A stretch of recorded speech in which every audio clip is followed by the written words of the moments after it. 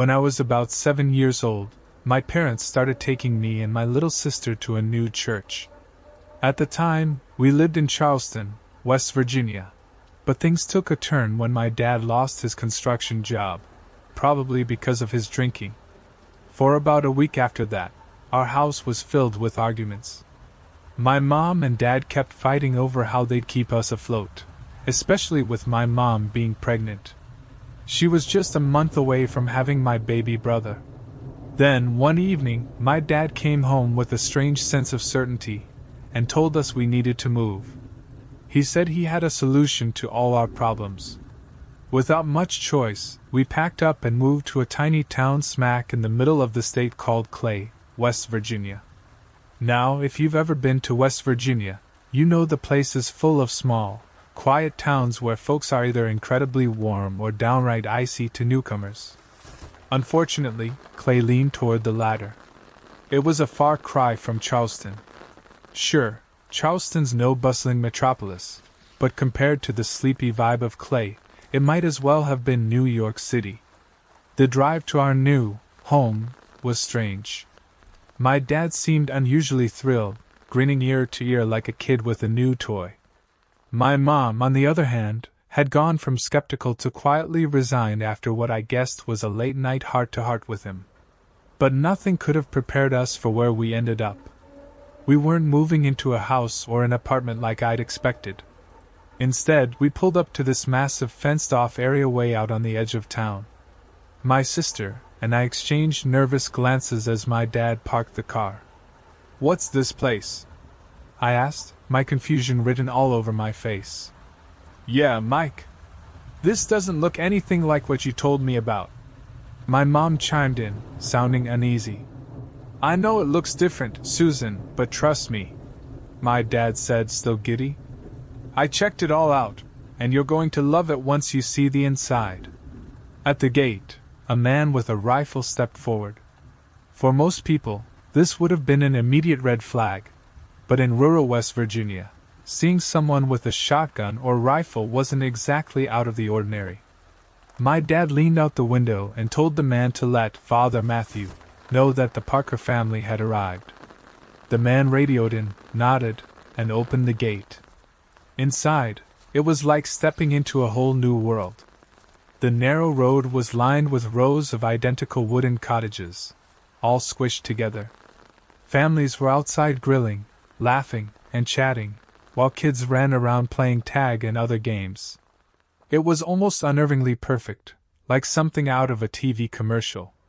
My sister and I couldn't help but feel a little excited about meeting all the other kids, despite the unease hanging in the air. We stopped in front of a huge, cold-looking 4-story concrete building. A tall, bald man with pale skin, aviator sunglasses, and white robes stood waiting for us. His smile stretched wide, almost too wide, like he was a car salesman closing a big deal. As we got out of the car, he approached us with open arms. "It's a pleasure to finally meet your lovely family, Mike," the man said as he pulled my dad into an overly friendly handshake. "Father Matthew, this is my wife, Susan, and my kids I was telling you about," my dad said nervously, stumbling over the man's title. Father Matthew turned to my mom, his smile never wavering. "Ah, Susan! What a delight to finally meet you. Mike has spoken so highly of you." He hugged my mom a little too long, making her visibly uncomfortable. "It's nice to meet you, Father. Mike's had nothing but good things to say about you," my mom replied with her practiced Southern charm. "Well, the Lord works in mysterious ways," Father Matthew said, his voice taking on a dramatic, almost theatrical tone. "I'm just glad I could be there to help guide Mike to a better path." Then, he turned his attention to me and my sister, crouching down to our level with a strange, unsettling grin. "And who might these two blessings from God be?" he asked. "I'm Jake." "Nice to meet you, sir," I said stiffly, unsure how to act. "Well, Jake, how old are you?" he asked, his voice oddly soft. "I'm 7, I replied. "And you, young lady?" he said, gently tapping my sister on the nose. "My name's Emily, and I'm 3. my sister said with a giggle, swaying happily. Father Matthew nodded approvingly. It's wonderful to meet you both. I can't wait to get to know you better. Then he stood up and addressed my parents. Welcome to Canaan, your new home. You'll be staying in Cottage 145. It's a cozy little place, just like all the others. I think you'll find it very comfortable. The house itself wasn't bad, a small 3-bedroom with 1 bathroom, a tiny kitchen, and a living room. It wasn't fancy, but compared to our cramped apartment back in Charleston, it felt like a palace. I was thrilled to have my own room, though that didn't last long. Once my brother Noah was born, I had to share. Life in the compound was strange, but as kids, we adjusted quickly. There were about 120 children in total, and we spent most of our time playing games at the playground after Father Matthew's daily sermons. One of the games was something I'd never seen before. It was called Catch the Sinner. A few kids would play the sinners, and the rest of us would chase them down, drag them to the top of the jungle gym, and make them shout, "I'm a sinner! I'm a sinner!" before jumping into the sand below.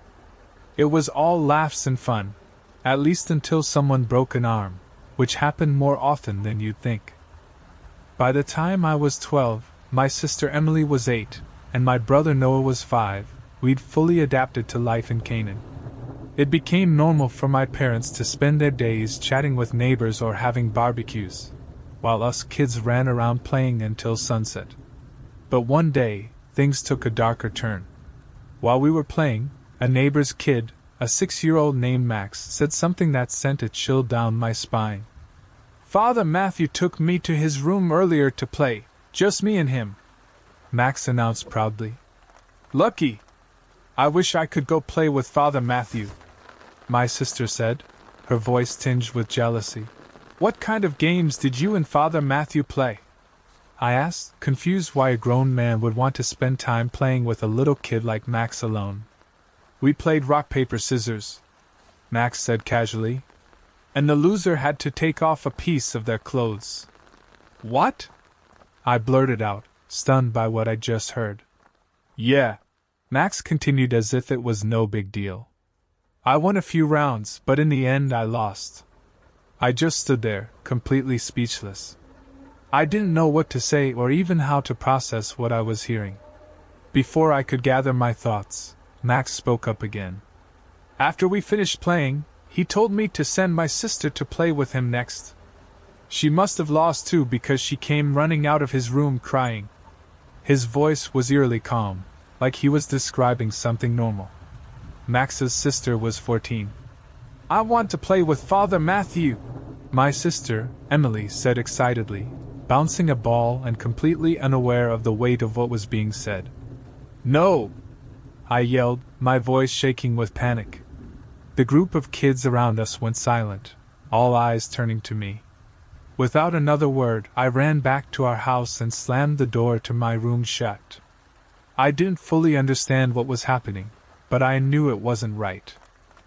I went straight to my parents and told them what Max had said. They exchanged confused glances. "Why would that Johnson boy make up something like that?" my dad asked, frowning.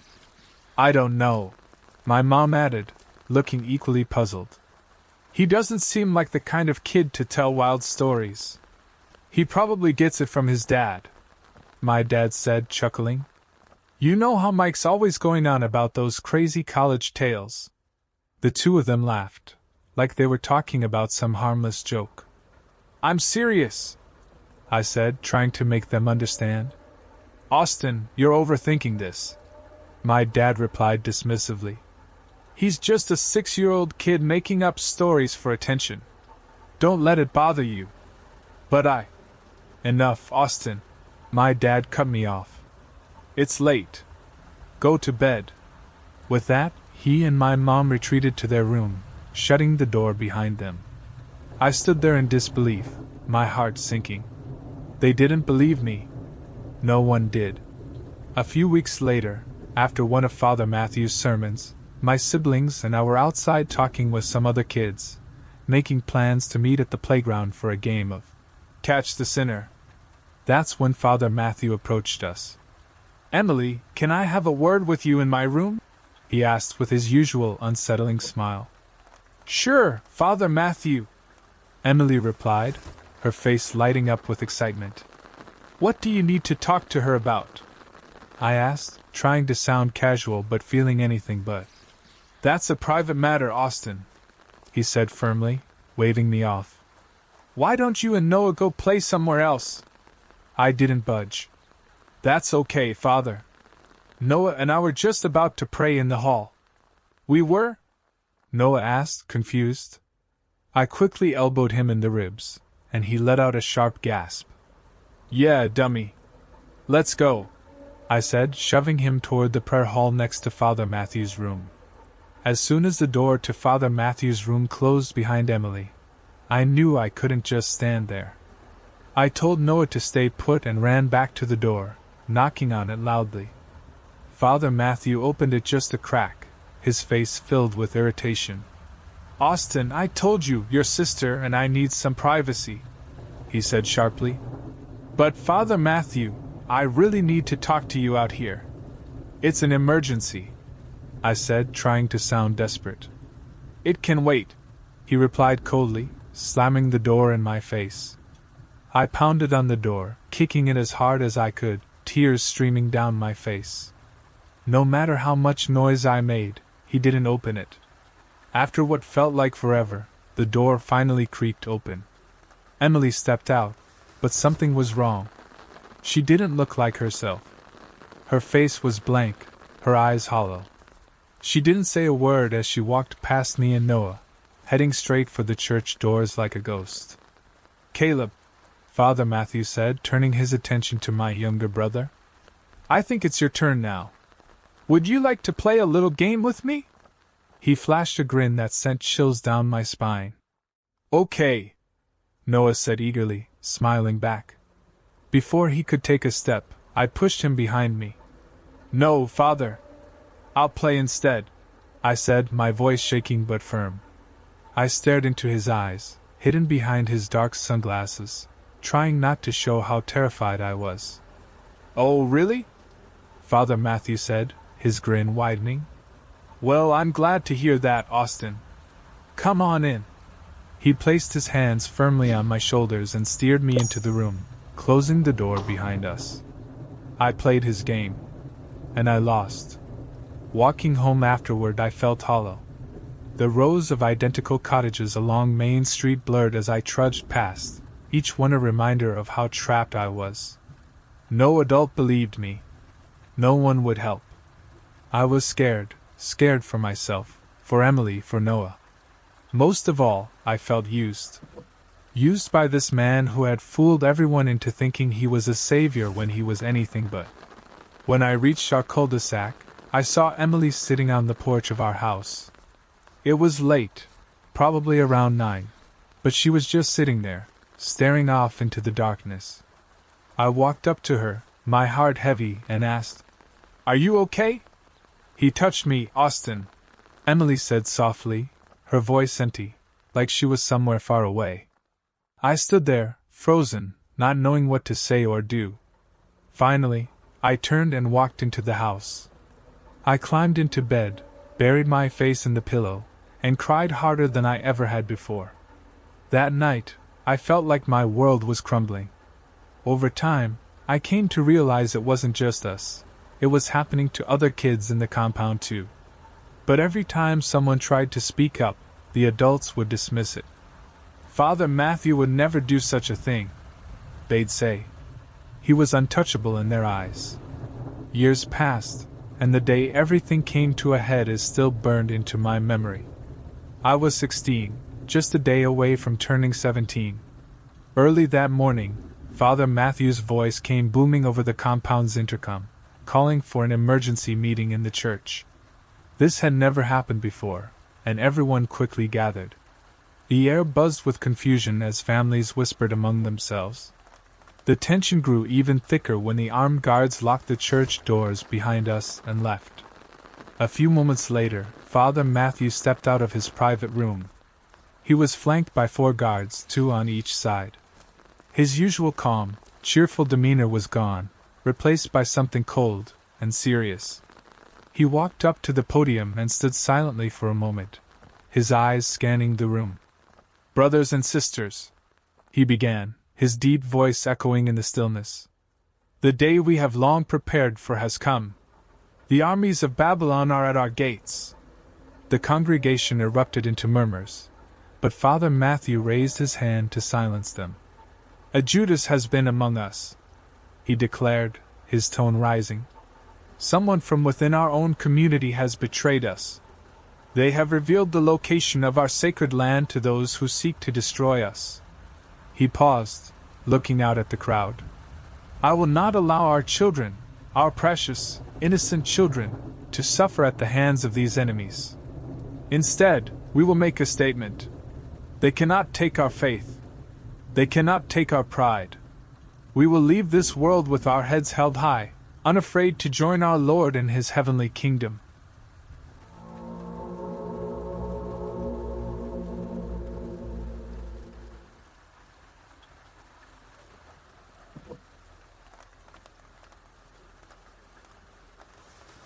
There I was, a freshman at a small school called Five Towns College in Long Island, New York. It was a performing arts school, or at least that's what they called it. In 2020, when the pandemic was still gripping the world, I had just started my major in music performance with a minor in audio production. Honestly, not many people have heard of Five Towns, and for good reason. It might just have been one of the worst schools in New York, and trust me, that says a lot. They accepted almost anyone, and the professors and advisors seemed to just not care. Most students passed by default, regardless of how poorly they performed, and some even managed to graduate with a degree in not much at all. I was one of the few who actually cared about getting an education, and I was relieved to finally graduate this past May and leave that mess behind. But let's rewind to 4 years ago, when everything started. I began my classes there in August 2020, optimistic that college would be a great experience. I had heard good things, or so I thought, but the reality hit me hard. Many of the students were socially awkward, and a lot of them spent their time smoking weed. I couldn't really connect with anyone, but there was one person who caught my attention for all the wrong reasons. His name was Jeremy, a 23-year-old freshman, studying drama. He wasn't the typical movie star type. He was the real deal, but not in the way you'd want to see it.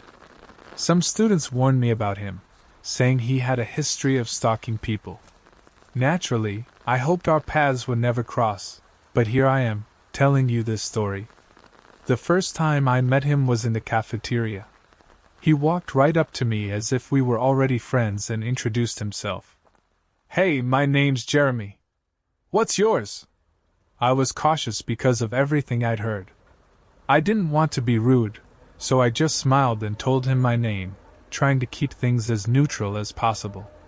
The conversation was mostly small talk, about our majors, our plans after graduation, but when my food was ready, I made an excuse to leave. I quickly grabbed my bag and headed out. He waved goodbye, and I gave a soft, neutral response. "I'll see you later," he said in a tone that made my skin crawl. It wasn't just the words, it was the way he said it. I couldn't shake the feeling that it wasn't normal. As I walked out, I looked back once and saw him staring at me. Turns out, the warnings about him weren't exaggerated. He gave me some serious creepy vibes, almost like something out of a horror movie. I knew I had to make it clear the next time we ran into each other that I wasn't interested. A few days later, I ran into him again in the cafeteria. There were a bunch of people around this time, so I figured it wouldn't be as awkward. He greeted me and started asking me how my day was going, how my classes were. I just kept it short, offering one-word answers. Then came the personal questions. "Are you single?" I didn't answer. I just stared at him, thinking, "Is this guy serious?" Luckily, an employee stepped in to ask for my order, and I used the distraction to move on quickly. But Jeremy wasn't done. As I walked away from the counter, I heard him again, Hey, I asked if you're seeing anyone. I ignored him again, but after about 15 seconds he asked, "Why are you ignoring me?" That's when a guy who had been waiting for his food jumped in. "Yo man, back off. She's clearly not interested." Things got heated really quickly. Jeremy shot back. "Do you want to fight?" The guy was calm but firm. "If you don't leave her alone, that's exactly what's going to happen. Get lost." They stared each other down for a few seconds until our orders were ready. As we walked out, I heard Jeremy stomp his feet like a child throwing a tantrum. I turned to the guy who helped me. "Thanks for stepping in. That could have gotten a lot worse." "No problem," he said. "I could tell he was making you uncomfortable. My name's Connor, by the way." We ended up chatting a bit before heading back to our dorms. On an unrelated note, Connor and I eventually started dating, and we're still together today. For about 2 weeks after that, I didn't see Jeremy around, which surprised me given how small the school was, probably only about 400 students. I'd made a small group of friends in my major, and we'd hang out together. The school was still terrible, but having a friend group made it a little easier to handle. Unfortunately, I spoke too soon. One night, I was coming back from a bar. It was about 11 p.m., and I wasn't drunk. I had just gone for a quick drink with some friends. As I walked back to my dorm, I noticed someone standing at the school entrance, staring at me. As I got closer, I realized it was Jeremy. The way he looked at me, it felt like he could see straight into my soul. I quickened my pace, my heart racing. Thankfully, I made it back to my dorm without incident. But a few nights later, things took an even darker turn. I was up late studying when I heard a knock on my window. Late night knocks are never a good sign, so I hesitated before pulling back the curtain. And there he was. Jeremy. I quickly drew the curtain closed. How did he even know where my dorm was? Panic set in as I locked myself in the bathroom. To this day, I don't know why I didn't call anyone. I should have. Maybe I was still in denial, not ready to accept how dangerous things were getting. I stayed locked in the bathroom for what felt like an eternity, 15 minutes, to be exact. When I finally looked back out the window, he was gone. But the nightmare wasn't over. 2 nights later, after a late choir rehearsal, I spotted Jeremy pacing back and forth outside the dorms. This time, I was determined to get inside quickly. I unlocked the gate and made a run for it. When I glanced back, I saw him, his shadow following close behind me. Unfortunately, the gate didn't close fast enough. He managed to stop it just in time and slipped through. I raced toward the lobby, praying that an RA was there. Of course, the booth was empty, and a sign said, "Back in 15. With no time to waste, I spotted a bathroom door propped open with a stopper and ducked behind it. I held my breath, listening to Jeremy's footsteps as he entered the lobby. He started looking around, and for a brief moment, he seemed to lock eyes with the bathroom door. I froze, praying he wouldn't notice me hiding behind it. Then he muttered, "Damn it," and left. I waited another minute, my heart pounding, before I finally bolted the rest of the way to my dorm. The next day, I told my friends everything, how Jeremy had knocked on my window, how he had chased me. They were shocked, but they all agreed to walk with me wherever I went from then on. For a few days, nothing happened, and I started to feel a little more secure. But one night, while we were all hanging out in my dorm room, everything changed. We were playing video games when suddenly, a loud banging sound came from the window. I whispered, "Turn off the music. I think I heard something." We all went silent, listening closely. Then we heard his voice, Jeremy's voice, coming from outside. "Open the door. I need to talk to you." Everyone froze. He spoke again, more forcefully this time. "Open this door right now, or you will face the consequences." My friend and I stayed calm, not saying a word. We called the campus police, which in hindsight, I should have done days ago. We could hear Jeremy trying to turn the handle, then banging on the door. When that didn't work, he started kicking it, shouting, "Open this freaking door now!" Luckily, the campus police arrived just in time. Outside, we heard a scuffle, Jeremy screaming, "Get your hands off me! No! Don't touch me!" Soon, there was another knock at the door.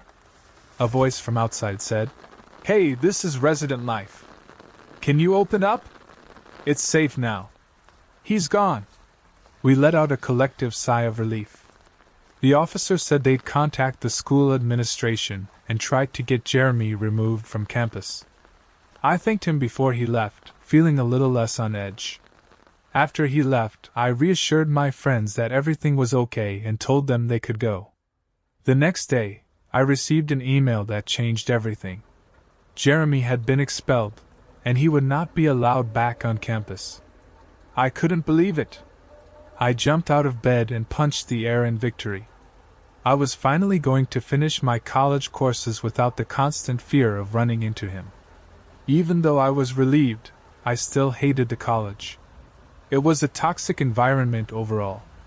But at least, aside from that creepy stalker, I haven't heard from Jeremy since, and I hope I never do.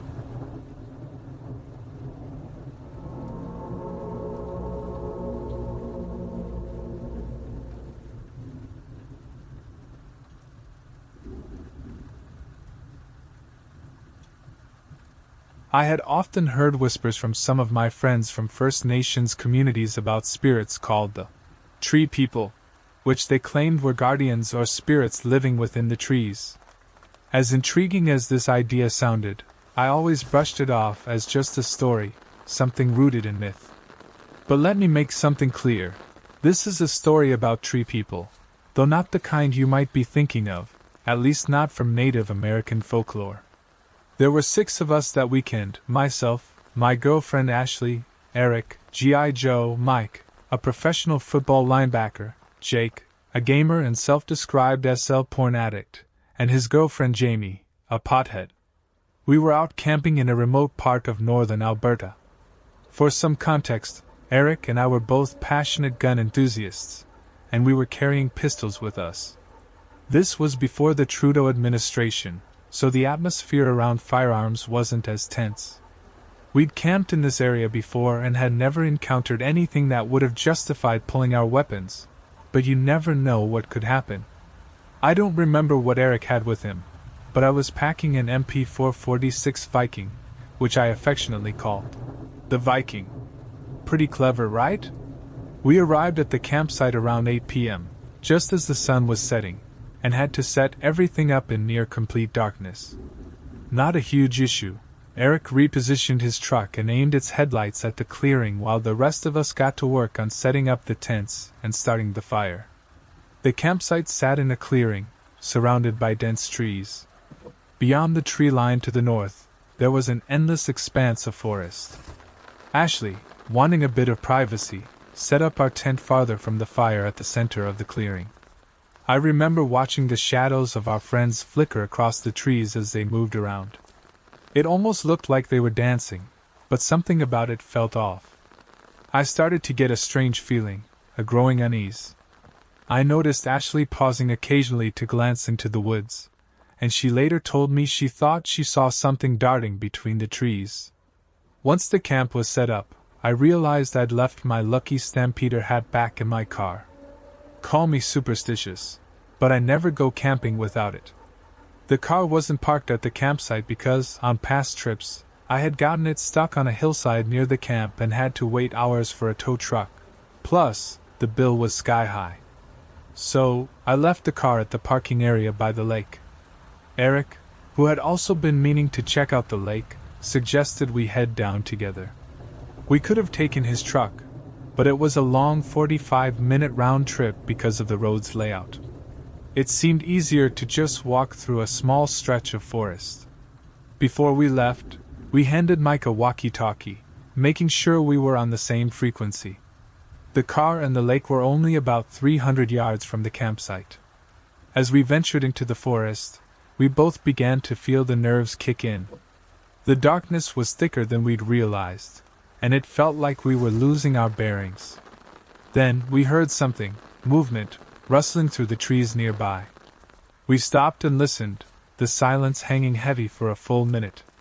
Suddenly, we heard another sound, this time from the opposite direction, followed by hushed voices. Goad, goad, goad. Eric and I exchanged a glance.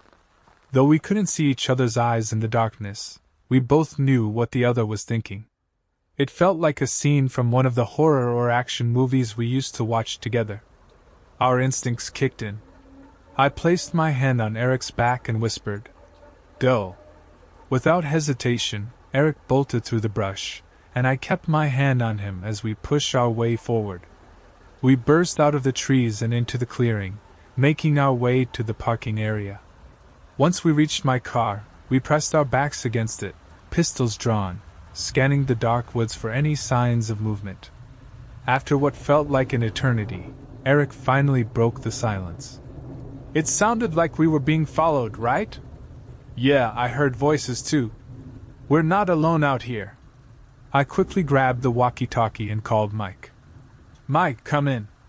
Did anyone leave the camp after us?" "Negative. We're all still here. What's going on?" "Shit. We think there's someone else out here with us. Keep your eyes peeled." "Copy that." Eric turned to me, his face serious. "We might just be overreacting," Eric said. "It could be another group camping out here, nothing more." "I don't know, man. I felt it too. I think we're in real danger," I replied, my voice tense. I opened the door to my car, grabbed my lucky hat, and gathered a few other things while Eric continued to scan the trees, looking for any sign of movement. I turned my flashlight back on, shining it into the darkness. I didn't see anything, but we both knew we had no choice but to go back through those woods to get to the campsite. After a few minutes of talking it over, we agreed that we were probably just letting our imaginations run wild. Eric made a valid point. Just because there was another group out here didn't automatically mean we were in any real danger. Still, we knew we had to stay alert. Before heading back, I grabbed the walkie-talkie again. "Mike, we're heading back to camp. No pranks, okay? If there's someone else out here, I don't want to accidentally shoot you." "Understood," came Mike's reply. With my flashlight in one hand and the Viking in the other, Eric and I ventured back into the forest. The walk back felt long and tense, but we made it without incident. When we saw the glow of the campfire in the distance, we quickened our pace, eager to get back to safety. But as we got closer, that's when we heard it, a deep, echoing chant coming from the forest around us. The rest of the group at the campsite looked up at the same time. "What the hell is that?" Jake asked, his voice laced with confusion. Mike stood up, his eyes scanning the northern tree line. "Guys, look," he said, his voice low. From the shadows, several dark figures emerged, slowly making their way toward us. Eric and I immediately drew our weapons. I aimed my flashlight at the approaching figures, and I could barely make out what they were. They were wearing what looked like heavy camouflage, more like some kind of grotesque swamp creatures than human beings. "Stay back!" I shouted, keeping my weapon trained on them. In a panic, I fired a shot into the ground in front of me. The figures halted, but only for a moment. Then, out of nowhere, we heard a loud gunshot coming from the distance. A bullet hit the dirt by our feet, a warning. "Holy shit! Sniper!" Eric yelled. There was someone else out there, hidden in the trees, with a rifle aimed right at us. That shot was their warning to get out. "We need to go," I said quickly, addressing the figures as we began to back away. "All right, we got it. We're leaving," I called out. We quickly packed up whatever we could, tossing things into the bed of Eric's truck. The figures had stopped moving, but they were still standing there, getting closer and closer. Every time I looked back, another gunshot rang out from the woods, and I saw one of Eric's taillights shatter. "They're definitely telling us to get the hell out of here," Eric said, his voice tight. We left the tents behind. There was no time to break them down. When Eric started his truck and switched on the headlights, what we saw next was enough to freeze us. There were more of them. At least 300 of these tree people stood scattered across the clearing and throughout the trees surrounding us. What was most unsettling was how silent they were. No movement, no sound. They just stood there, frozen like statues. The road ahead wasn't blocked, so Eric carefully drove past them, maneuvering his truck down the dirt road. I glanced out of the back window as we drove away. The tree people were now standing by the fire, watching us leave. The car ride was eerily quiet. None of us spoke. We all knew what had just happened, though it was almost too unreal to process. When we reached the lake, I was relieved to see my car was still there, untouched. Ashley and I climbed in, and we followed Eric back out to the highway. We did report the incident to the police, but, surprise, nothing ever came of it. I think I know why. I'm serious when I say there were at least 300 of those tree people out there that night. If they were part of some cult, it's not far-fetched to think they had some connections with the local authorities. They could have killed us all, no problem. They had a sniper trained on us. They could have stormed the campsite or blown out our tires. Honestly, I think we were lucky to make it out of there alive. Who those people were, or what they were doing out there, I'll never know. And I'm okay with that. Some things are better left unanswered.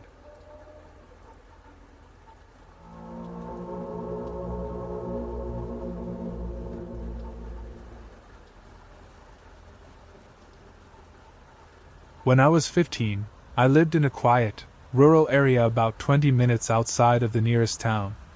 One day, I was home alone after school when something odd happened. I was upstairs in my room, looking out the window when I noticed a white car pull up in front of our mailbox. It stopped, and the driver just sat there, not moving, for several minutes. The fact that they didn't get out or seem to do anything made me feel uneasy. Eventually, the car drove off, and I shrugged it off. Our neighbors weren't very close, but they weren't miles away either, so I assumed it was just someone checking out the area, maybe a potential buyer for a house a little further down the road. I figured it was nothing to worry about. Fast forward about a week. It was a Friday night, and I had gone downtown with my boyfriend at the time, Jason, to see a movie. It was a special occasion for me, and I'd begged my parents for weeks to extend my curfew so I could go. The movie wouldn't be over until after 1 a.m., and it took about 20 minutes to drive home, but after some hesitation, they finally agreed. When the movie ended, Jason and I slowly walked back to the truck, trying to stretch the night out as long as we could. The parking lot was well lit, and usually felt safe, with just a few cars around. As we stood there, I glanced across the lot and saw the same white car that had been at my house a week earlier. It was parked directly across from us, and the engine was running. There was a man sitting in the driver's seat, maybe in his mid-30s, just staring at us. As I kept looking at him, he suddenly turned on his high beams, then sped out of the parking lot, narrowly missing Jason's truck in the process. A cold chill ran through me, and I immediately asked Jason to take me home. As we drove out, I saw the white car parked across the street from the movie theater, its lights off, but the driver still sitting inside. He didn't follow us, though, so we continued the drive home in silence, both of us a little shaken. What I didn't realize at the time was that this was just the beginning of a nightmare that would last for the next 3 years. Years of being stalked by this man. Not long after the incident in the parking lot, the encounters became more frequent and even stranger. I started to dread going anywhere alone. The worst part was I never knew when or where this person would show up, or how much time would pass between each encounter. It became obvious that he was watching me constantly, but he only made himself known when I was by myself or with Jason, not when I was with my parents or any of my other friends. I had this nagging fear that no one would believe me, so I kept everything between Jason and my family, not wanting to sound paranoid. That is, until one day, my friend Rachel, who lived about 5 miles away, told me about a strange encounter she had. Rachel's father worked on Saturdays, so she was home alone with her friend Megan. Everything was normal at first, but as dusk settled, they started to smell cigarette smoke. My heart began pounding when I heard this because, by then, I had been smelling cigarette smoke around my house for a while. Something that didn't make sense since no one in my family smoked. I'd even found cigarette butts around the house, but I could never figure out where they were coming from. I had a sinking feeling that Rachel's experience was somehow connected to my stalker, but I had no way of confirming it yet. As Rachel and Megan tried to find the source of the smell, Rachel realized she had left a back window open. The smoke was drifting in from the back porch. When they looked through the window, they saw a man standing on the porch. Rachel quickly went to close and lock the window. And then, she explained, the man turned around and looked straight at her, his eyes cold and lifeless. Megan immediately dialed the police, but Rachel stood there frozen, staring at him in shock as he smirked at her. After finishing his cigarette, the man casually stood up, walked away, and disappeared into the night. The police arrived but found no trace of him, only cigarette butts scattered around the porch and in the backyard, suggesting that he'd been there for quite some time. I wasted no time describing the man in the white car to Rachel, and she immediately confirmed that he was the same person. She hadn't seen the car herself, but she guessed he had parked it down the road, either walking up Rachel's long driveway or cutting through the woods to get to her house. Over time, I kept documenting everything with the police, but no matter how many times they came out, the man was always gone by the time they arrived. I'll give them credit, though, each time, they took my reports seriously and responded quickly. It was clear that this guy knew what he was doing and wasn't planning on getting caught anytime soon. We started to suspect that he might have a police scanner in his car, which would explain how he always seemed to know when we were involved in any kind of investigation. Nearly 2 years after the incident with Rachel, Jason and I were heading home early from a date. My parents were out that night, and we had a rule: either of us could be home alone without an adult present. So, instead of going inside, Jason and I stayed in the driveway, talking. My dad had called and said they'd be home in about 20 minutes, so we figured we could wait that long. But given everything that had happened, we were both on edge and kept our eyes peeled. Suddenly, headlights flickered on in the bushes across the street. The man had backed his car into the bushes and was waiting for us. Jason immediately dialed 911, while I called my dad, who was speeding back home. The man revved his engine and flashed his lights at us. Then, he got out of his car and began walking toward us. I'll never forget the way he moved, slow, deliberate, almost robotic. It was like something straight out of a slasher movie. I was crying uncontrollably, my hands shaking. We had locked all the doors, but still, the man came closer. He stood just a few feet away from my side of the truck, staring at me through the window. He didn't make any move to open the door.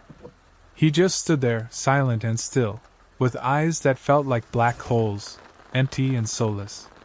Jason, who played baseball, kept a bat in the back seat for situations like this. He pulled me away from the window and grabbed the bat.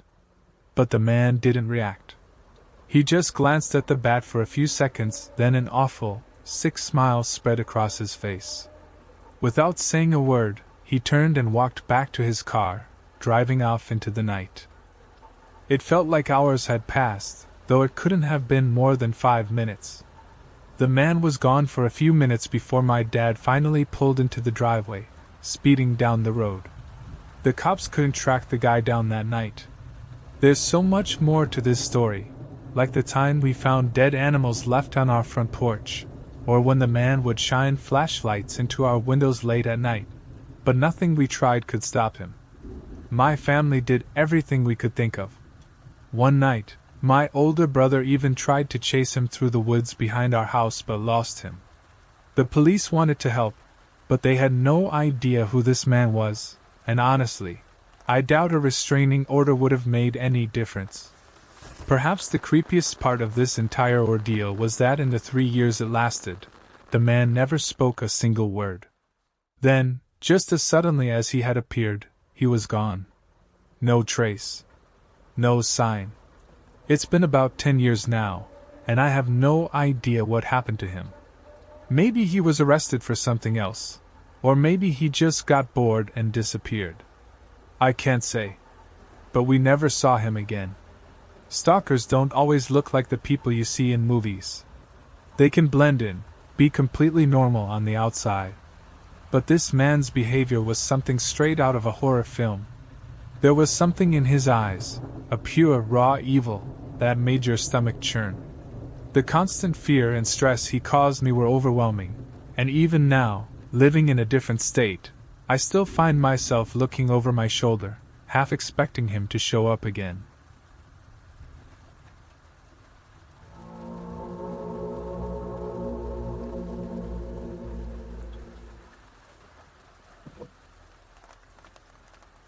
I grew up in a small, isolated town nestled in the Appalachian Mountains. It was the perfect place for an outdoorsy kid like me. Our house was surrounded by acres of forest, with no immediate neighbors in sight. Above us, a ridge stretched along the edge of a state park, though all the hiking trails and public areas were far below in the valley, separated by thick woods. The area was posted with plenty of "no trespassing" signs, so it was rare for anyone to wander onto our land. There was a dirt road that led up the mountainside from our house, winding its way to the top of the ridge where the remains of an old, burned-down cabin stood. From there, you could follow the ridge further to a flat area that was popular with local hunters. My dad and a few of his friends, one of whom had set up a trail camera during the off-season to monitor the wildlife, used the spot often. We had coyotes, occasional bears, mountain lions, though the Department of Natural Resources, DNR, still wouldn't acknowledge them, and bobcats, along with plenty of deer. Continuing up that ridge, you would reach a clearing with large flat boulders scattered around and a giant electrical tower that was fun to climb on. I would often go up there with our black lab, Felicia, spending hours reading, climbing, and enjoying the quiet of nature. One early fall day, when I was about 13, I decided to head up with a backpack full of snacks and a book. I made sure to avoid the trail cam, as it was an old film model, and I had gotten into trouble before for filling an entire roll of film by goofing off in the area. I reached my favorite rock at the edge of the clearing, right near the power lines, and settled down to read when Felicia suddenly started barking and growling aggressively. At first, I didn't think much of it. Felicia loved chasing deer, and I figured that's what she was doing. But this time, she didn't rush off into the woods. Instead, she stayed close to me, growling at something hidden in the dense underbrush. I had thought about hiking down that way before, as the park was in that direction, but the terrain wasn't an easy path. The area had been cleared years ago to build the electrical tower, and after that, thick briars and weeds had overtaken it. The rocks that once made for great climbing obstacles on the ridge were now a challenge on the steep slopes below. Plus, there was an easier access closer to the park entrance that led to a more developed part of the land, a back area of the campgrounds that wasn't accessible to vehicles or hikers. So, I was caught off guard when I saw a man fighting his way through the brush from that direction. Nervously, I called out, "Hello?" while gripping Felicia's collar. She had a habit of jumping on people when she got excited, and I didn't want her to knock him off the steep hill. I remembered my parents once arguing about a lawsuit when she had barreled into a jogger on the trail. The man looked up, smiling, before carefully pulling himself out of the thorns and making his way up the hill toward my rock. Something about his presence made me feel uneasy. It wasn't just Felicia's growling or the strange way he had come through such an impassable route, it was him. He was probably in his mid to late 20s, with a fairly average build and unremarkable looks. No backpack or supplies, but he was dressed in typical hiker gear. There was something about the way he looked at me that didn't sit right. At the time, I couldn't exactly pinpoint why it unsettled me. But now, looking back as an adult, I realized that he was sizing me up. His smile seemed too pleased, too calculating. "Hi there, where did you come from?" he asked, his voice without a trace of an accent. That struck me as odd, too. Our area had a strong regional accent, and we didn't get many outsiders. "I live just down the hill. I was hiking with my dog," I answered, trying to keep things casual. "Oh, she seems like a nice dog," he remarked, completely unfazed by Felicia's snarling at him. He didn't seem to mind at all. "You should really keep her on a leash," he said. "Wouldn't want you to get into trouble with the park." "We put a leash on her when we're down in the park," I replied, trying to stay calm. "This part is our property." He didn't seem to react to that, as if the idea of trespassing didn't faze him. "Still," he continued, "you're so close. You never know who might wander this way." "No one from the park comes up here," I told him firmly. I admit, I was being a bit rude, but I was starting to get annoyed with this stranger telling me how to handle my dog on my own land. "I'm actually from the park," he said with a smile, his voice too smooth. "I'm one of the rangers, and I just wanted to take a look at the property." I felt a chill run down my spine. We only had one ranger in our area, and he was a family friend. This man definitely wasn't him, but I didn't want to give away that I knew he was lying. I fumbled for Felicia's leash and clipped her in, then slung my backpack over my shoulder. "Sorry," I said quickly, standing up. "I'll let you get on with your hike. I have to head home." "Your parents know you're out here?" he asked, still smiling. "Oh, yeah," I said, trying to sound casual. "They expect me back soon." "Do they come up here often?" he pressed. "My dad does," I answered. "He comes up and checks on the trail cams." That was when I saw his smile falter for the first time. "Trail cams?" "Yeah, I've seen quite a few of them up here," he said. "He and his friends like to hunt." The smile returned, but this time it was colder, more unsettling. "Well, these would make excellent hunting grounds," he said, stepping toward me. Felicia lunged at him, her growl deep and protective. I barely managed to hold her back as she yanked at the leash. The man didn't flinch, though. He just kept staring. "You should head back now," he said, his voice a little colder. "Hold tight to that leash. Maybe I'll see you up here again sometime." "Yeah, maybe," I muttered, secretly thinking that I would never return to this place again. "Well, goodbye," he said, and I quickly grabbed Felicia, dragging her away. I looked over my shoulder every so often, but he just stood there, frozen in place, still staring at me with that same creepy smile. Once he was out of sight, I picked up my pace, feeling the hairs on the back of my neck stand up. Felicia kept growling behind me, and I kept hearing branches snap in the distance. I couldn't see anyone following, but I felt like someone was just behind me the whole time. I cut across the clearing with the trail cam, not bothering to avoid it in my haste to leave. Once I hit the road that led home, I unclipped Felicia and broke into a jog. She stayed right beside me until we reached the house. At first, I didn't mention the stranger to my parents. They had always been wary about me hiking alone, and I didn't want them to forbid it completely. By the time I made it home, I convinced myself I was overreacting. The man was probably just some hiker who made up the ranger story to mess with me. Still, I didn't go back to that ridge that week. Instead, I took a different route and hiked below the house.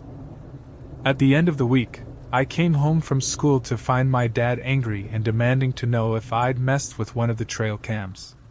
One of his friends had come by to collect the film and found that the camera had been switched off, with only a few frames taken. At first, I was only worried about getting into trouble and insisted that I hadn't done anything. Then, I remembered the stranger. I told my dad about him, and he immediately called the park ranger to ask if there had been anyone new on the team. The ranger confirmed there was no new hire, but after hearing my story, He mentioned that a campground attendant had caught someone sneaking into an unauthorized area of the campground the previous weekend. The man had been described as a younger guy, very friendly, and he had apologized for the mix-up before leaving quickly. When my dad's friend developed the film from the trail cam, we found only a few frames. Most were blank, except for one. It was a shot of me and Felicia crossing the clearing. I felt a wave of relief knowing that I'd mentioned multiple cameras. I figured the man gave up trying to find the other ones. Since then, my parents moved to a small neighborhood in the valley, and I eventually moved out of town. In my parents' backyard, near the riverbank, there's a mound covered in Easter lilies that marks Felicia's resting place. The house I grew up in was left to deteriorate after we moved, and it was eventually burned down. No one lives there now, but the clearing at the top of the hill still attracts hunters. Whenever I visit the area, I hike up to the ridge, but now, I make sure to wave off any trail cams, and I always bring a dog with me.